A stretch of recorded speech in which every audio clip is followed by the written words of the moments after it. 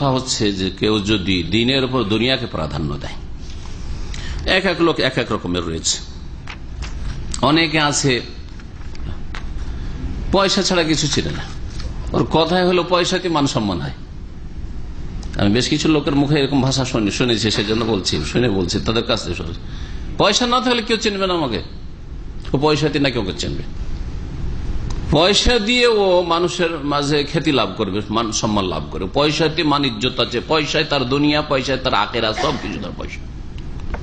মুসলিম তার উপরে যদি মাদ্রাসা পড়ার লোক হয়, আর যে পয়সা ছাড়া কিছুই বুঝে না ও, হ্যাঁ, নামাজি লোক, হ্যাঁ, দিন শিখছেন, আর যদি পয়সা ছাড়া কিছু বুঝেন না। পয়সা যেখানে আছে সেখানে আছি, যেখানে দুটো পেটের ভাত আছে সেখানে আছি, দুনিয়ার গরজ আছে সেখানে আছি, তুচ্ছ একবারে, খুব নিকৃষ্ট নিম্নমানের চিন্তাধারা।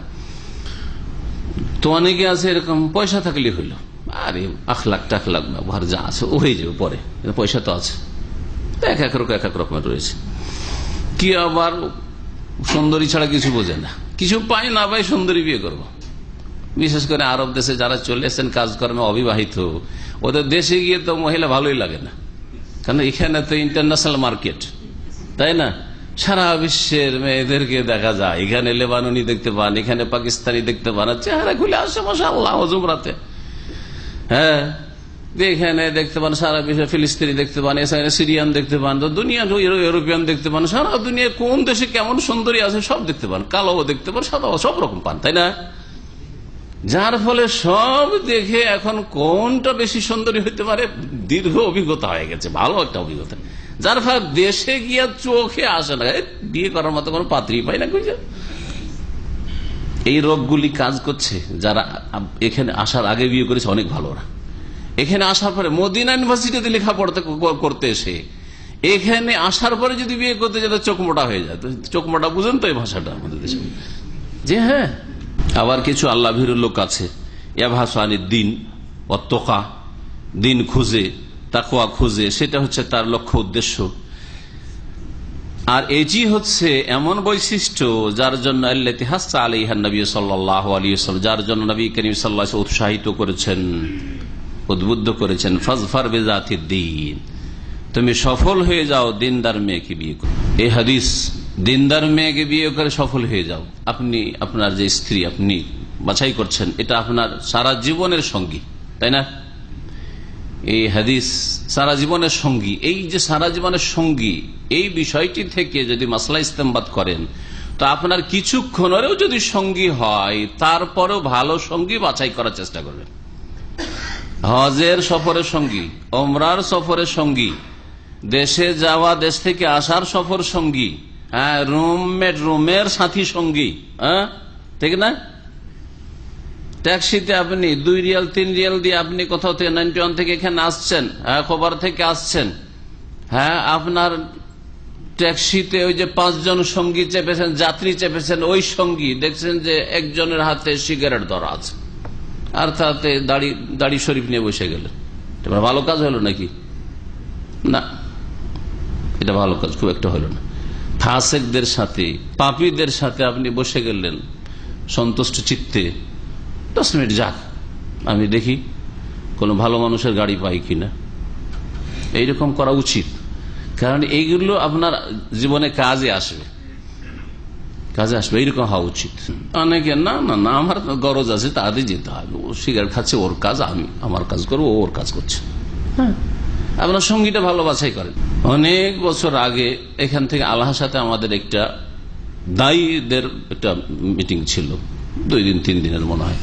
তো যাবো দুজন, একজন রাস্তানোর থেকে এসছে, আমি এখান থেকে সম্ভবত, আর একজন ছিল মানে শেখ রবি, 3 জন।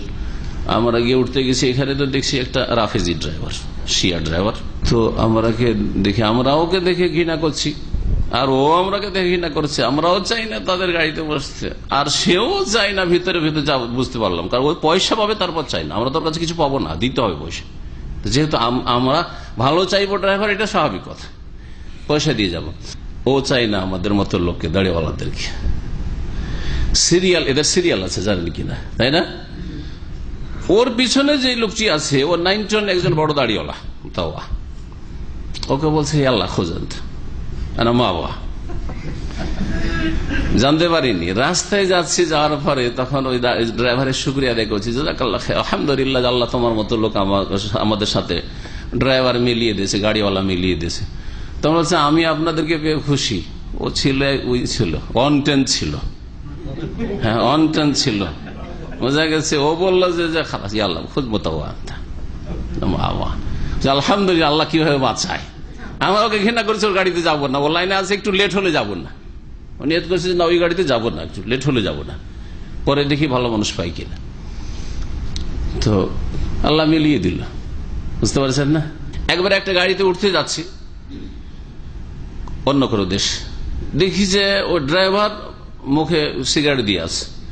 দেখি আমার সাথে এক ভাই আছে আমার গাড়িতে ওঠানোর জন্য, ও তো বুঝলো, ওর সাথে কথা বলা শুরু করেছে। আমি বললাম রাখো, ওই গাড়িতে না, মোটেই না, অন্য গাড়ি খুব। তাহলে যখন নবী করিম সাল্লাল্লাহু আলাইহি ওয়াসাল্লাম বলেন ফাজফার বিজাতিদ দ্বীন, দিনদার সঙ্গী তুমি নির্বাচন করে কি হয়ে যাও, সফল হয়ে যাও, তাহলে আপনি জীবনে প্রতিটি ক্ষেত্রে দিনদার সঙ্গী বাছাই করার চেষ্টা করবেন। ব্যবসা বাণিজ্য শুরু করছেন, আরে টাকা পয়সাওয়ালা আছে, ভালো একটা পার্টনার পয়সার দিক থেকে, অথচ নেই নামাজ নেই, যে আল্লাহর খেয়ানত করতে পারে সে মানুষের খেয়ানত করতে পারে, স্বাভাবিক নয় ছয় করতে পারে, কোনো ভয় নেই তার। কখনো তাকে অংশীদার হিসাবে ব্যবসা বাণিজ্যে নেবেন না, আপনি কাজকর্মে নেবেন না, আমলা হিসাবে আপনার কর্মচারী হিসাবে নেবেন না, আপনার সঙ্গী ওগুলো আপনার সাথে কলিগ কাজ করবে আপনার আন্ডারে না, কখনো নেবেন না। এই সমস্ত মাসাইলগুলি এই হাদিস থেকে ইস্তেমবাদ করা যেতে পারে। ফাজফার বিজাতিদ দ্বীন, শুধু স্ত্রীর ক্ষেত্রে নয়, রুমে বেনামাজি সব রমজান মাসে রোজা রাখেন না, খুশির সাথে আনন্দের সাথে তাদের সাথে থাকছেন, কারণ আপনার ডিস্ট্রিক্টের লোক, সেই জন্য আমার দেশি, আমার ডিস্ট্রিক্টের, আমার অঞ্চলের, আমার সাথে খুব পুরাতন সাদিক। সাদিক আবার কিসের বেনামাজি আপনার সাদিক, হ্যাঁ বেরোজাদার, আল্লাহর ফরজ আদায় করেন, আপনার কি করে বন্ধ হইতে পারে, কখনো না। একজন